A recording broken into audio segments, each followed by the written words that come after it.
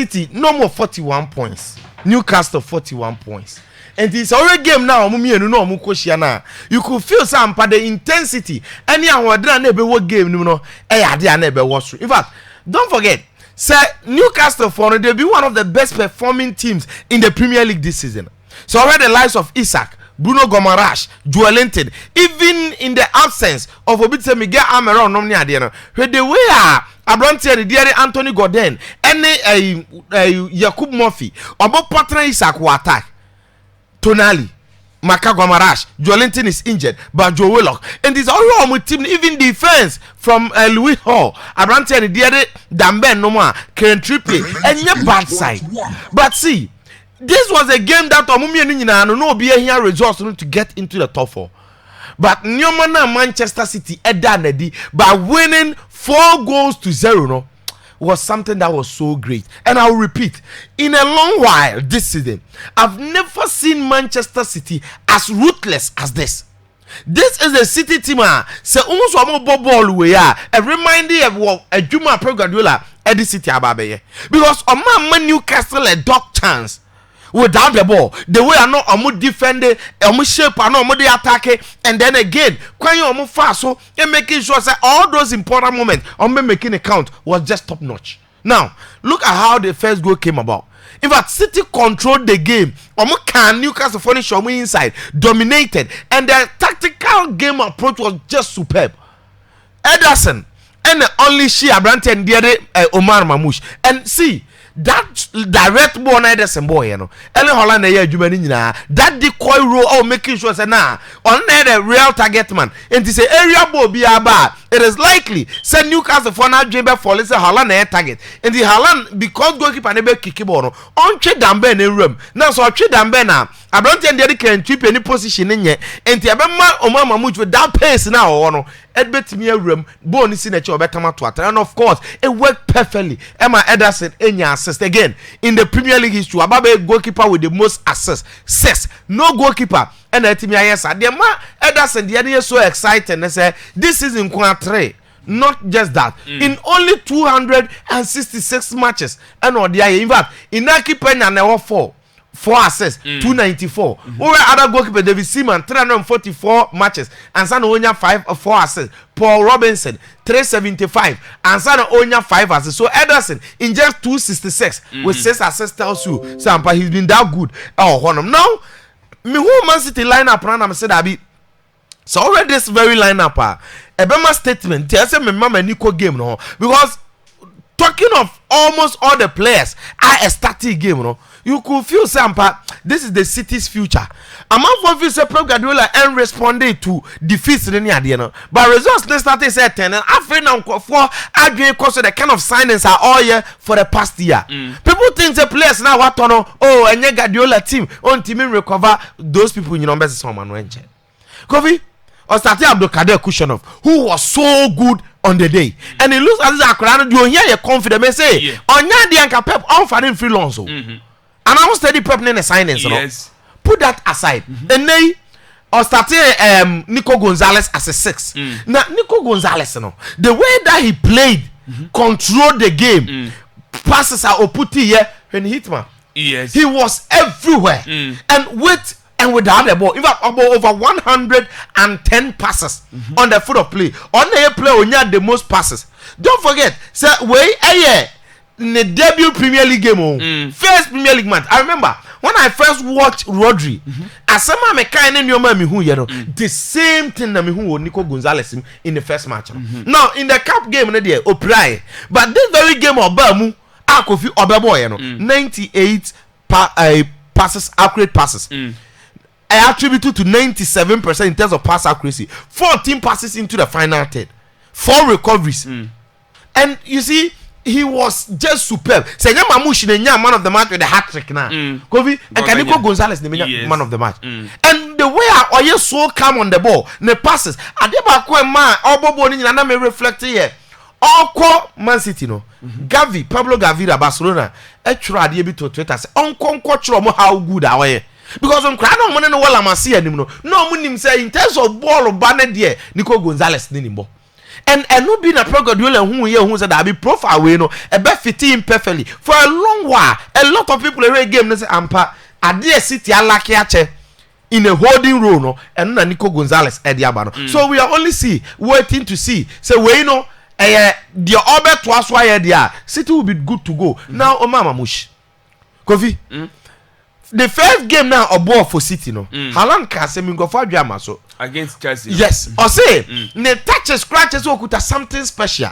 Now Obi abetumi akọ back. Akọ when he came to Man City and some na me can about him no. After no the goals no e justify. Because so okuta ball no just a one share ball. Ball no onim ball because or pace or a trickery. Onim go share on sign yes selfish. And Maka say yes, yeah, who's Salah? So we be dominated Premier League, you know, and Salah saw you in the last 100 Premier League games, 100 goals contribution. Now no go penalty no share for Liverpool, no. And yes, but I think say Opa Kwada obetimi ya walk into the shoes of Salah direct. Ama ye bebo easy phone dia e yo mama mush. Oh, we just 15 goals who Bundesliga na wa Premier League no.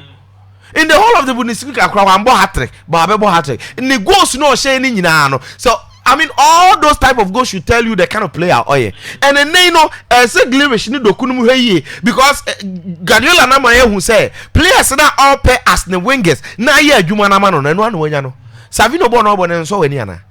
Onim say 6 assists in the Premier League this is 5 were located to Erling Haaland. And then Enra 7th one Mamush. Saturday no. Plus how are these two white players no? Omo aitwa ball for Man City in the attack. Rona Oyusu Abrante and the Foden no as a 10 now Osaba deep because on himself so deep crana there is Mamouche on the left, Savino on the right, Haaland as a center forward. Nti threat no ho Haaland Mamouche ball hat-trick or the hat-trick ball ko we be a lot at the man the confidence. And it's already the starting lineup of City Kofi from goalkeeper Ederson to Erling Haaland. Haaland was the captain, and then look by the signature of the future of Man City. Because that when about Man City no for long, and the men no maybe and it looks as if say Man City will recover this season. I don't know. Yes, top 4 already. I'm so convinced. The last time I said I think City are not going to win the league, but for the top 4 they will play. I think definitely a struggling season for City there, but they will be in the top 4 already. Crano, they are into the top 4. I'm up for disappointment here, Chelsea, because Chelsea they say what it means that they are outside the top 4. Me count Chelsea out, even though results and any recent performance looking disappointing, but nothing for has been consistent yet. But Bournemouth are knocking. So bet me about top 4. But those smaller teams, you know, Kofi, when it gets to baby a season, I mean time trust them. And they are careful. City are in there. Chelsea are knocking. You know, we will find Chelsea and City in the top 4. Surprise, like I'm highly confident about that. But you know, it was a City's game that showed a lot. They needed this motivation for Wednesday's game against Real Madrid. Manchester United lose by 1-0 against Tottenham. Now it should tell you how weak are United. United, this is the 3rd time I Tottenham I show them this season. League in United home and away. First leg, I'm share Man U 3-0. Oh, United fee. Now I'm share Manchester United in the EFL Cup. United. And then in the league return leg, United kohwa. You see, so United a boy na. You realize how poor, how weak United have been this season. And in a way, factors they do also too much. Because you could see the players that they in a park and so, but they don't see anything. And they are very weak mentally, physically. And the way I know mobile game, no only me positive be United defensive structure no, and you poor and you weak. Me say without the ball, they are so we were Tottenham for how long na no munkuta no. In fact, when Tottenham scored first, this are own kind of Obia who say United intimate take a da. There was nothing as convincing. On a good day, such chance na Garnacho said na Obia we are seeing can once. Haaland said yes since how last season who or say on the goal post empty. But in the 80s, I have a topic, you know, because Manchester City they create enough, but the more winning a chance are United fans near the OBA me and corner say, or moment to be creating to Yawana, or Sena Wabes and Wokum. That was the only difference. Imagine, say, even though I say this chance, but United better share 3-1 and keep topic. No, but it was topic right on the 23rd minute because the news about no normal but the creative and she go. It is about to creative aqua. I didn't know on Monche.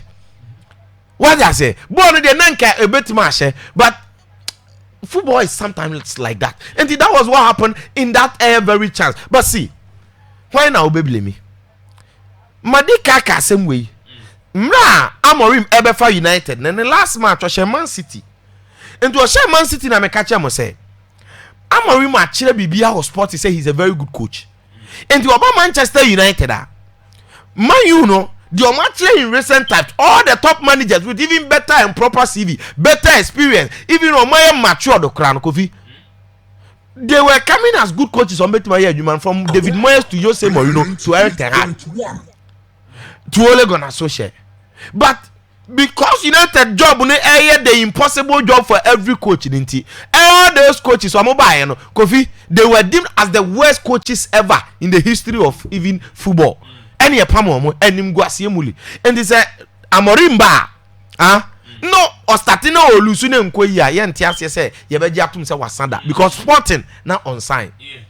Intime even though structure but Amorim inside. Do you know the reason why I say who do you blame? But Amorim inside.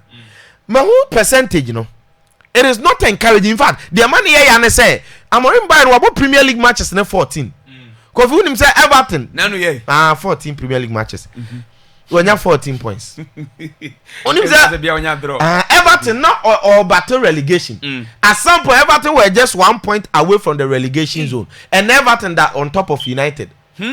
Papa and the other David Moyes about 5 matches or points. Premier League num do 1 point depend on United DBT and when it comes to almost 14 Premier League matches under Amorim. Yes, records then United on table no so just a screenshot to see 20.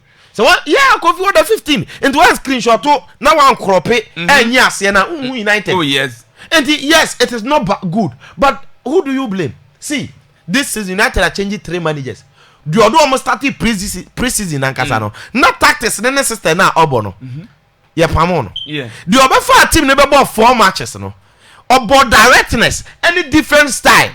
On so called Amorimaba. On also by our about Treback. Now, don't forget, the same Treback in that Dana shot a question said the profile of the United players and how our United team, particularly mid-season near the end. For us to say Amorim Beba at that time, no Amorim about coach. And at the national Jaya Jumano, United went ahead appointed the Ruben Amorim this very summer. Amorim by and I said back when I catch on and said the system now about the United players at to say who put these square pegs or round holes or more any like for line 3 back and then it's 3-4-2-1 attacking system now or person bono or here completely different players and now even though United lost check Patrick Dogu or Chira Sam Patrick back and the so wing back no boni. But you do baby watch it law and now what's the opposite your basics because players now also do away with almost everybody into a more ankasana. I saw one post I'm United be here goalkeeper or me here 2 center backs or me here midfielders or me here attackers or me here players or me here wide wingers. That's what me here will be because coach now abasi here United name said the system the philosophy and fit the current squad and simple United best appointed coach and coach beat say at the end of the season into so often in the midst of the season not the way I open and how deep Bruno Fernandes sebo onya baby odini begina Bruno Fernandes worst case scenario in a 3-4-2-1 also go behind striker because to say Kevin De Bruyne and want to be more deep to say 80 on man and him. And the coach in Ankasano, a human head than that. And Obabe fire and players in a one number human head than more. System number human head than more. Any BBA and Akabo. If you buy first week or second week was no. Yes, was in the trust. Manchester United, your friend Obekano correct. Kofi no. So you know, Premier League rap no. Liverpool that's at the top. Yeah. And yes, Arsenal fighting spirit.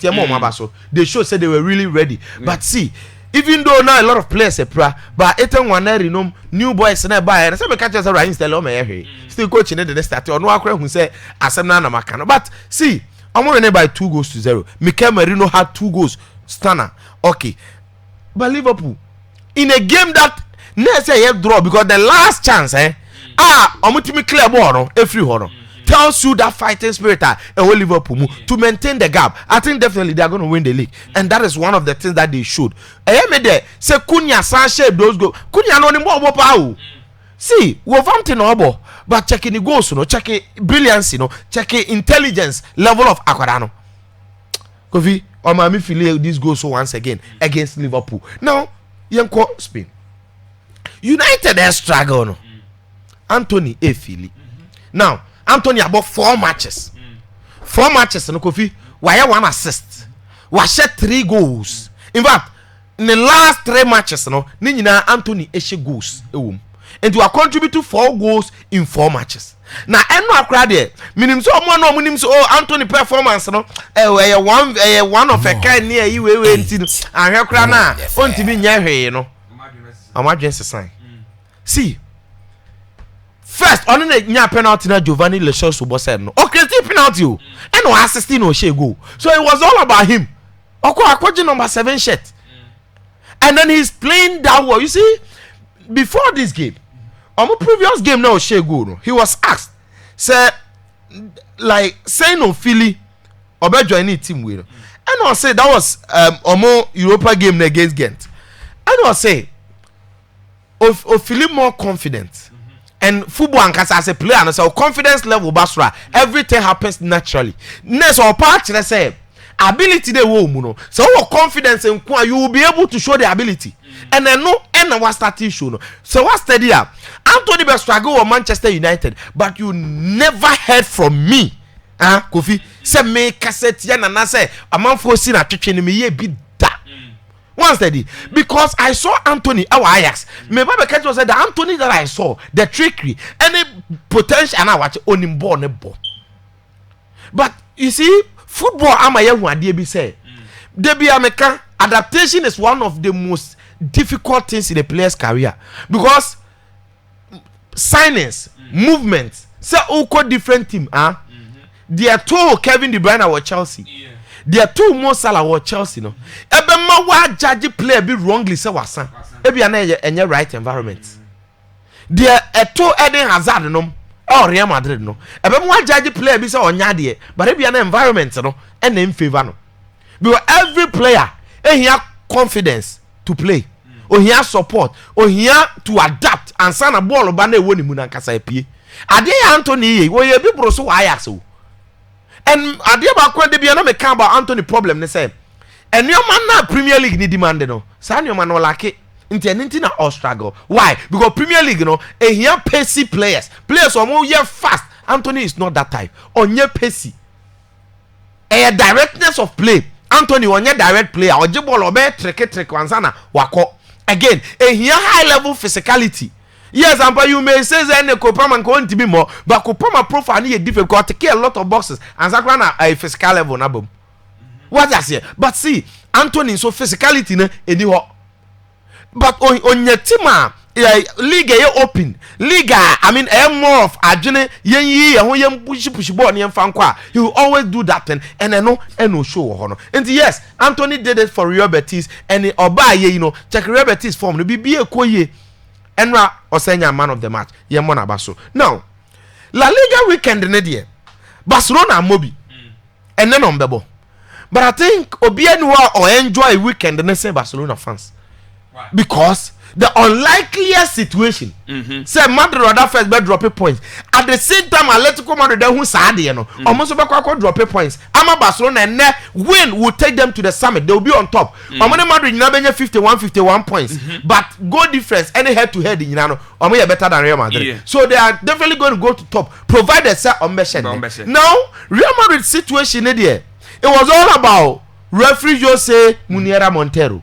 But who's Barcelona fans in Real Madrid for no con say they shouldn't complain about officiating. Because when Barcelona were complaining, Kofi, Madrid the phone say Barcelona phone cry babies. No, they be already the show officiating and a referee favor. Who's that starting from last year Clasico? Lamine Yamal try. This year against Getafe. And you see football when there is a problem, na imagine. Na both sides no obiya na adwen say ekoni favor obe praise referee anko ni favor na obe complain a Mecca Ghana Premier League asem ne bi emwa obi a it happened to Barcelona. They were crying.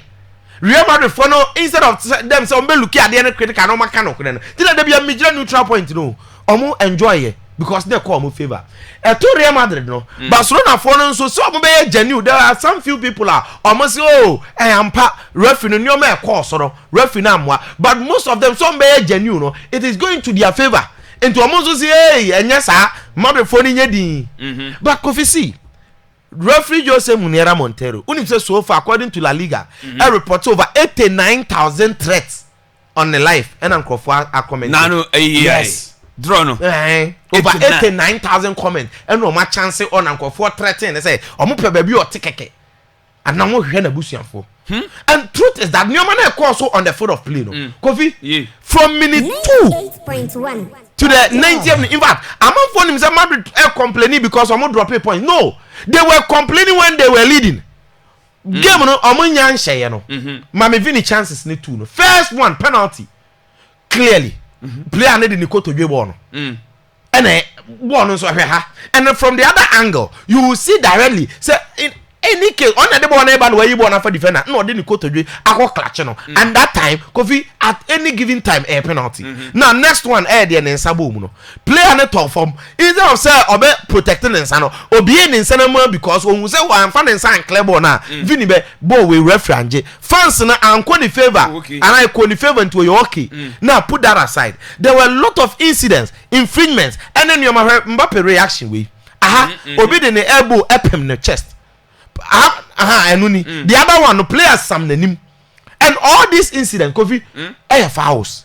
And I've never seen a game of physicality, aggression, new opponent that you na say Frank Garcia teenage self from. So when referee you parking so or soon from parking so referee say he see. In fact, all this time na Madrid lead 1-0 number passion opening goal no 25th go for Real Madrid. Now was 17th in the La Liga.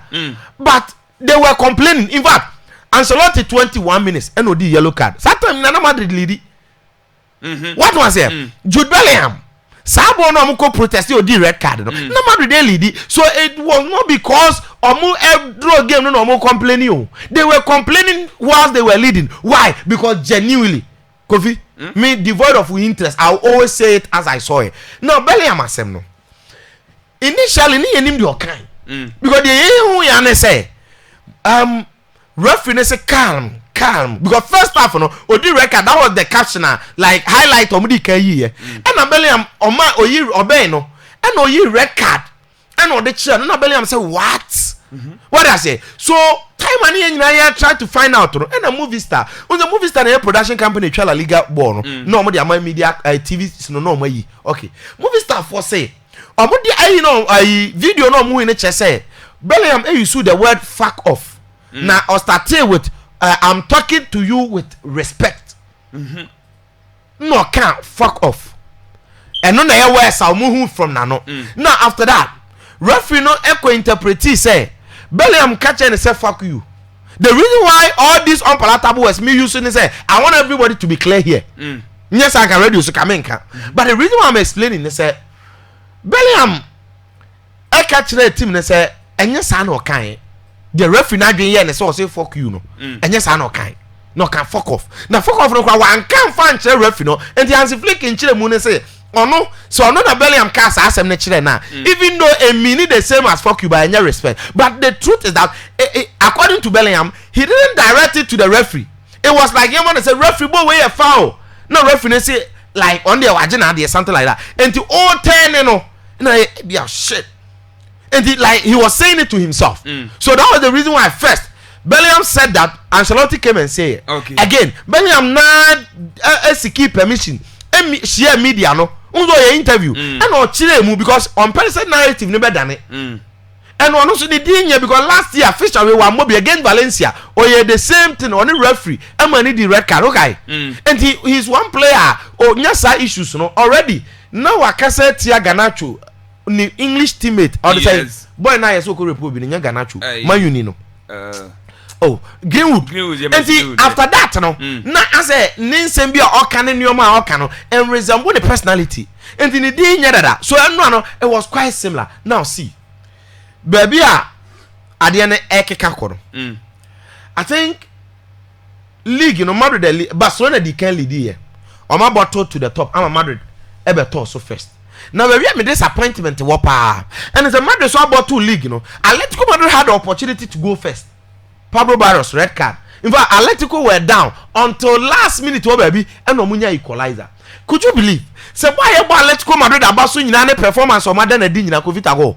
The whole of this season, to be made league table on the top. Madrid Barcelona. They had the chance, they couldn't. Okay. And then I'm passing the baton to Barcelona. Barcelona are playing against Rayo Vallecano, and you could feel it. So it is a massive game. It doesn't mean say Rayo phony game, no Kofi. Easy game. Martin. The fun fact is that Rayo phony Sweden Rayo ni means rare. What does it? And then almost say why just said the Barcelona fans and say almost say why that. But see, first like Barcelona show mo 2-1. I'm gonna share first goal. So I'm gonna I'm weak. So Barcelona will have to be very confident. Okay. Man, who squad now? Likely so Mbebono. And it looks as if said from goalkeeper, of course, nothing is gonna change. Chesney in post, Kunde, Balde, Inigo Martinez, and then Pau Kubasi backline. Frankie De Jong possibly ahead of Marc Casado because it looks as if so Origin in position. Pedri, of course, regular starter, and then Gavi ahead of Fermin Lopez, Rafinha, Lamine Yamal, Robert Lewandowski. It tells you Sampa potentially this squad, the squad that Hansi Flick all trust so much. See, bet me a resource in today's game. And you see, when you look at Barcelona going into this game, almost training before the match, you could feel it. So they've been influenced by the resource that I own for the into Nigeria Biaba. Don't forget, they've rested for a whole 1 week. Okay. Midweek in the Champions League in that team. Yeah, Mobi.